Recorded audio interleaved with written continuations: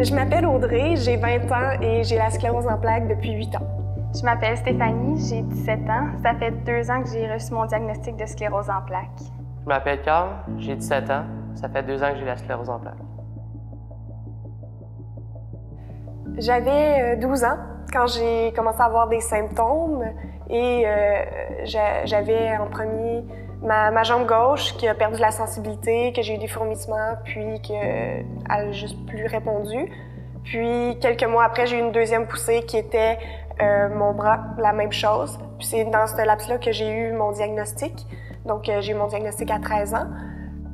Je me suis levé un matin, j'étais tout engourdi, mon bras gauche et ma jambe gauche. Ça a duré une semaine environ. Mes premiers symptômes, ça a affecté ma vision, mon œil droit particulièrement. J'ai vraiment perdu la vue de mon œil droit. J'avais aussi beaucoup de fatigue, je dormais toujours, c'était pas dans mes habitudes. C'est là qu'on m'a fait une ponction lombaire, puis j'ai reçu mon diagnostic quelques mois plus tard. Je pense que j'ai réagi comme la plupart des gens réagiraient. C'est-à-dire, j'ai comme passé toutes les étapes du deuil. C'est-à-dire que je comprenais pas trop ce qui se passait. Moi, me faire dire la sclérose en plaques, je voyais tout de suite la chaise roulante. Mais maintenant, justement, ça va super bien, je l'ai accepté. Fait que moi, ça a vraiment été un choc sur le coup, mais après, je l'ai mieux accepté.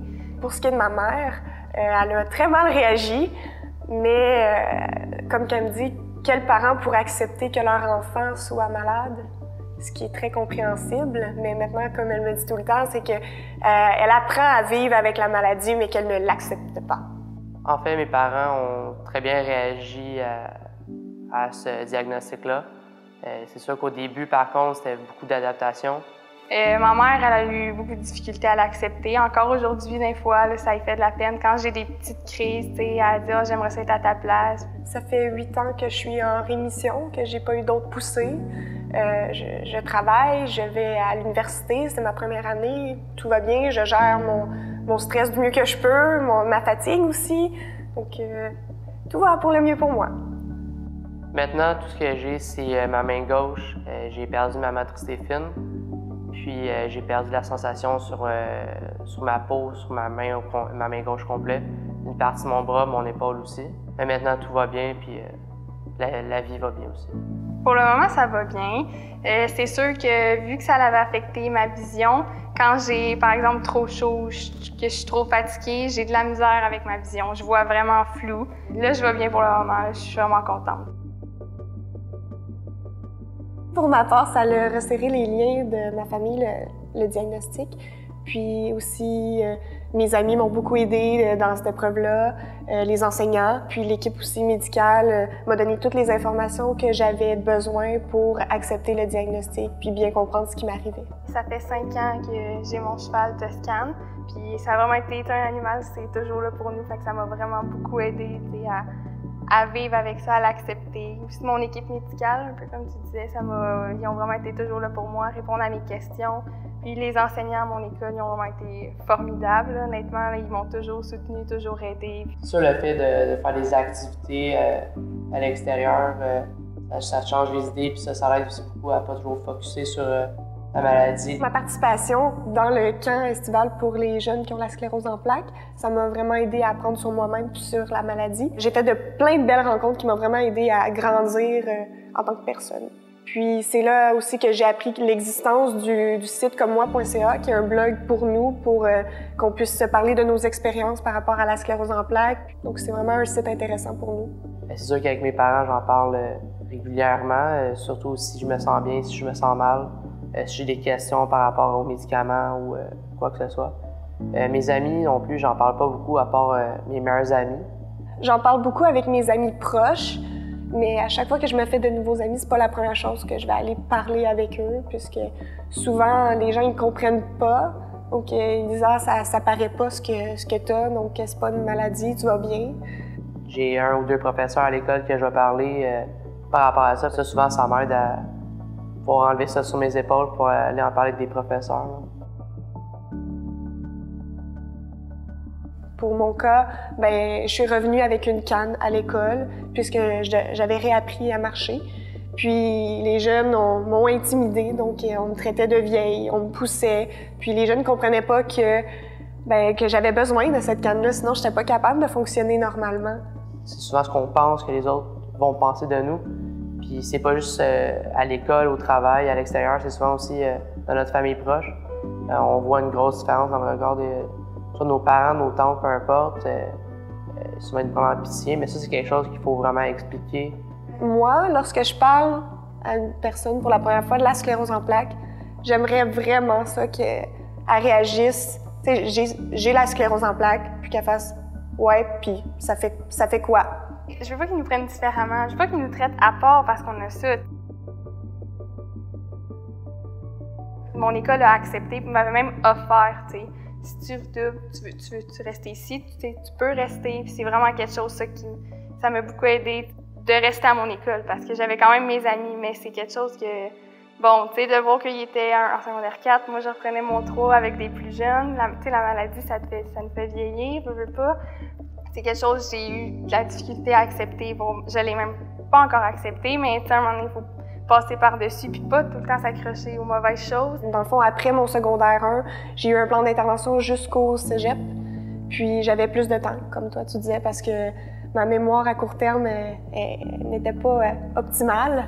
Les autres jeunes qui comprenaient pas, qui disaient « Ah, pourquoi elle a le droit à plus de temps? Pourquoi elle a le droit à ses notes de cours? C'est injuste. » Puis tu sais, tout ça que ça l'apporte encore, tu sais, que de se faire marginaliser par les autres. Puis tu sais, ça a été difficile, mais comme tu dis, j'ai vécu tout aussi plein de belles choses. J'ai rencontré des personnes géniales qui m'ont fait grandir là-dedans. Ce que je dirais le plus dur, c'est vraiment la conciliation école et travail, avec les études aussi.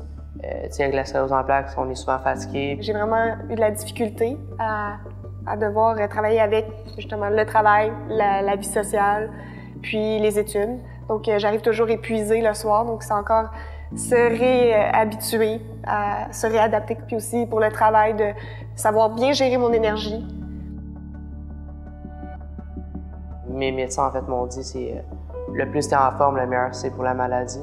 L'alimentation, c'est une grosse partie de la vie de tout le monde.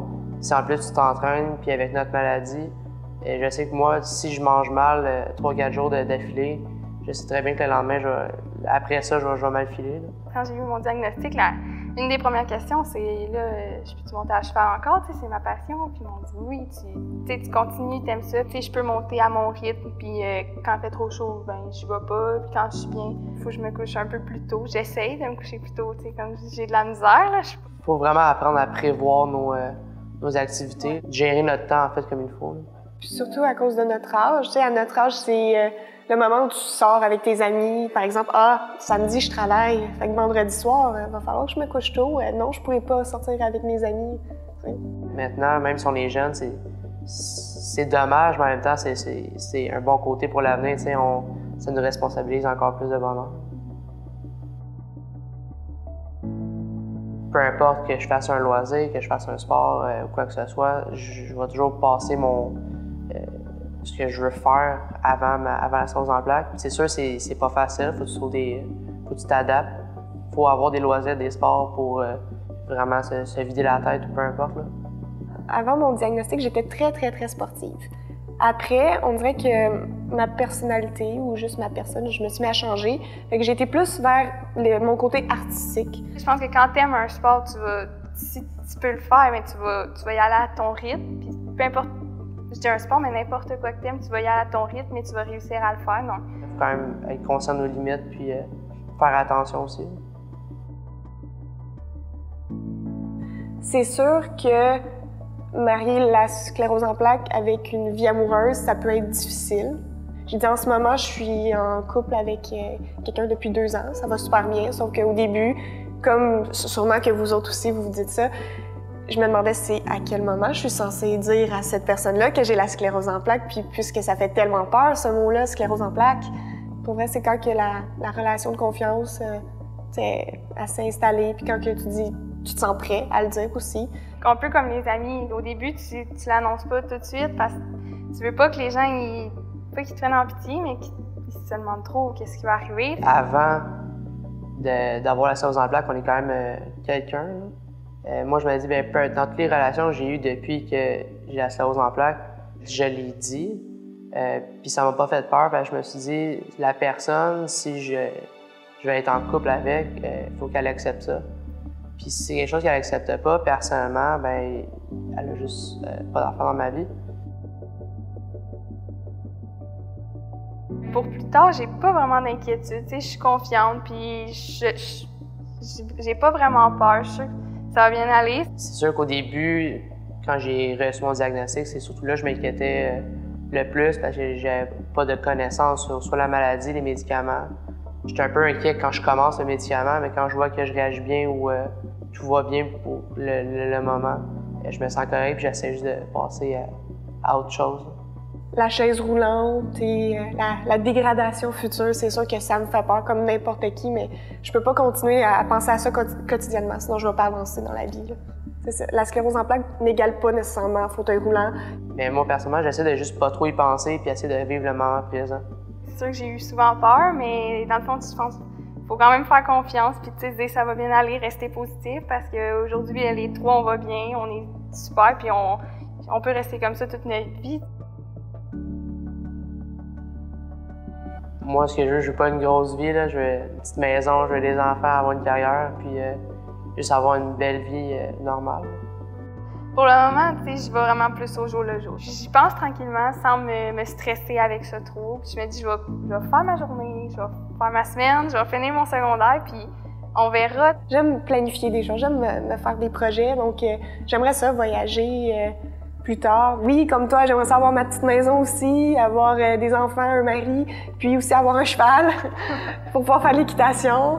Mais c'est sûr, comme tu dis, que c'est important par contre de, oui, se poser puis prendre ça une journée à la fois, parce que des fois, on peut s'embarquer là-dedans puis être déçu aussi par des projets qu'on s'aurait donnés parce qu'on n'a pas respecté nos limites. Même si tu as de la sclérose en plaques, lâche pas, continue, laisse-toi pas abattre par ça. Ce que tu veux faire, tu peux le faire. Je sais que tu l'as entendu souvent, là, si tu le veux, tu peux. Ça marche encore plus dans ce cas-là. Même si tu as peur de ne pas être capable de faire certaines choses, n'aie pas peur, tu vas apprendre tes limites avec le temps. Plus tu vas vieillir, plus tu vas les apprendre. Parle à tes médecins, parle à tes infirmières. Informe-toi vraiment à ceux qui vont donner des réponses vraies. Vas-y vraiment au jour le jour. Je te dirais que ta vie est pas finie et que, oui, la sclérose en plaques peut contrôler ton corps, mais qu'au bout du compte, c'est toi qui contrôles ta vie.